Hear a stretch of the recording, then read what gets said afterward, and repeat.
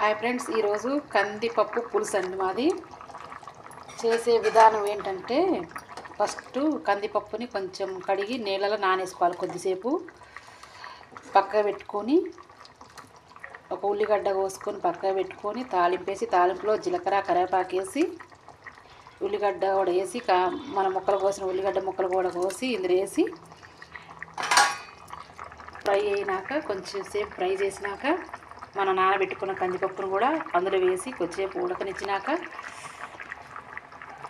మనం నానబెట్టుకున్న చింతపండు పులుసుని ఇందులో పోసి బాగా ఉడికినాక ఉప్పు, కారం, పసుపు వేసుకొని కొద్దిసేపు ఇలా ఉడికినాక దింపితే సూపర్ ఉంటుంది ఫ్రెండ్స్.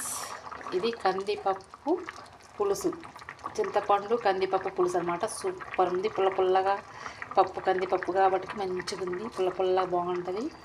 చింతపండు కందిపప్పు పులుసు సూపర్ అంటే సూపర్ కాంబినేషన్, అదిరిపోయింది, బాగుంటుంది. మీరు కూడా ట్రై చేసి చూడండి ఫ్రెండ్స్. Bye friends.